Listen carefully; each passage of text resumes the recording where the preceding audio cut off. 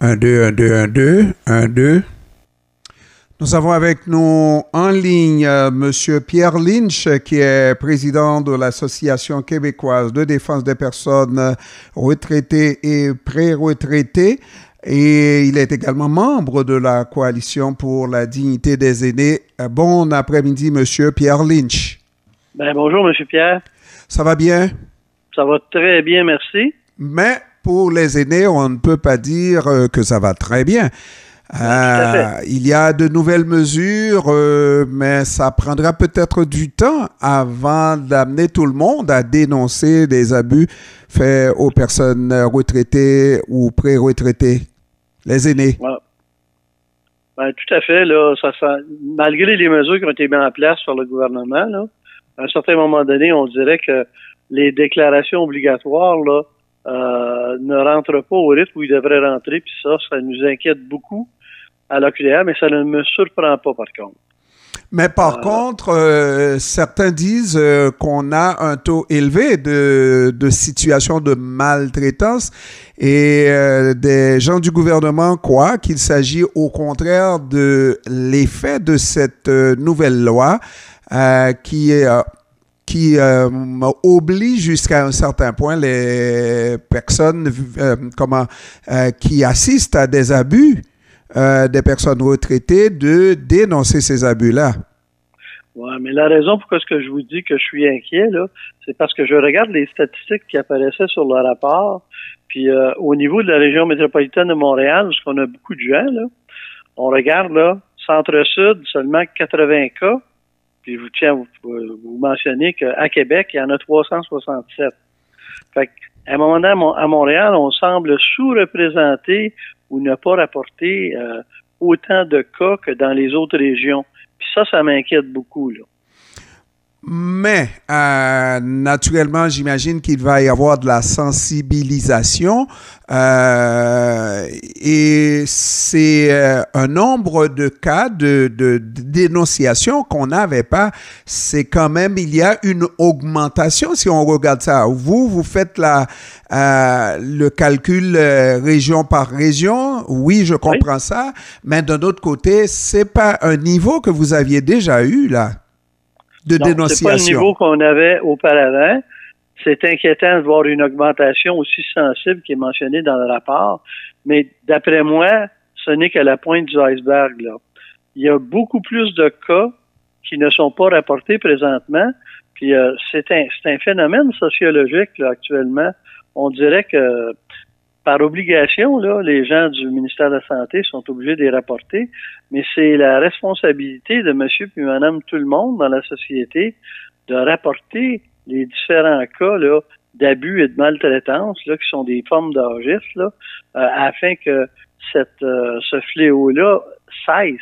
Parce qu'actuellement, c'est vraiment inacceptable là, qu'on traite les gens qui ont bâti notre société de cette façon-là. Alors donc, malgré tous les moyens à la disposition de la société, et quand je parle de société, c'est les personnes qui sont les premières concernées, c'est-à-dire les personnes âgées qui sont victimes d'abus, il va toujours y avoir ce manque-là. En ce sens, par exemple, les principales concernées vont toujours avoir les mêmes réticences à porter des plaintes, même réticences qu'avant cette nouvelle loi. On espère que ça va s'améliorer, mais je vous mentionne là, qu'il y avait des mesures un petit peu des mesures qui avaient été mises en place, des sanctions là, sous forme d'amende. Ça a été mis en place il y a un an. Puis au moment où on se parle, il semble pas y avoir eu d'exécution de ces sanctions-là à date. Donc une loi est aussi forte là, que disons les contreparties que vous y mettez là. Fait que s'il n'y a pas de sanction au bout, s'il n'y a pas de dents après la forme d'exécution, à un moment donné, c'est sûr que le nombre de cas, même s'il a augmenté à cause de l'obligation du rapport, là, à un certain moment donné, on n'a pas la vue réelle du nombre de cas qui existent. Et il y en existe beaucoup. Alors, on va essayer de décortiquer la chose, Monsieur Lynch. Il reste que même avant l'existence de cette loi mouture québécoise, il y avait déjà le code criminel pour ce qu'il s'agit d'actes criminels directs faits aux personnes aînées. Et ça reste là, ça n'a pas changé, pas vrai? Oui, c'est ça, je vous ai perdu là, quelques secondes. Alors, oui, il y avait une loi. Il y a des lois criminelles. Non, je parle de la loi criminelle, le code criminel qui a toujours existé, pas vrai? Oui. Oui. Et ça veut dire que les personnes qui étaient victimes d'abus physiques, des personnes âgées, avaient toujours, puisque c'est des gens de la parenté, des membres de la famille, quelquefois des enfants qui agissaient de la sorte, il y avait toujours une certaine pudeur à porter des plaintes contre un membre de la famille, contre un enfant. Oui, mais ça... Le code criminel, là, il touche les impacts sur la personne qui est victime. Là, on parle plutôt là d'un code qui oblige les gens à rapporter des incidents pour qu'on puisse faire une enquête, puis après ça, à un moment donné, appliquer là, la loi telle qu'elle est décrite au niveau du code criminel. Fait que ce sont deux choses différentes, là. C'est un support, la loi québécoise, pour justement qu'il y ait une application stricte du code criminel. Et malheureusement, on dit autant des gens qui sont témoins de ces abus-là que les principales victimes de ces abus-là continuent à se cantonner dans un mutisme, c'est ça? Ouais, c'est tout à fait ça. Puis ce qu'on devrait plutôt poser à l'ensemble de la population, c'est la question suivante. Si ça vous arrivait, à vous ou à un membre de votre famille, comment est-ce que vous aimeriez que la société réagisse à ça? Est-ce que vous seriez très enclin à vous-même à être témoin là d'un rapport de la part d'une personne qui a observé l'incident ou pas?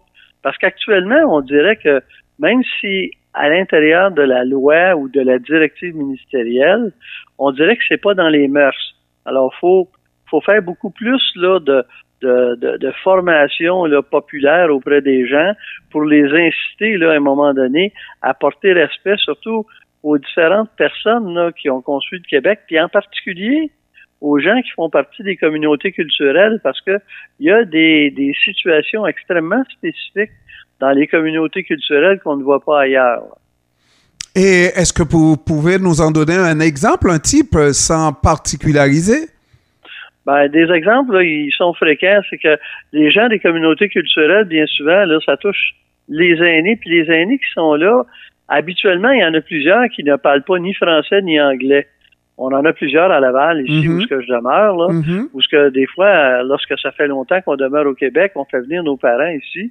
Puis habituellement, il y a des parents qui sont portugais, qui sont grecs, qui sont peu importe la langue qu'ils utilisent, mais ils n'ont pas la parole facile en français ou en anglais. C'est qu'à un certain moment donné, puis c'est plus un peu caché. C'est des situations là, on dirait que ça reste ghettoisé un peu là, comme nous autres on a déjà fait dans le passé.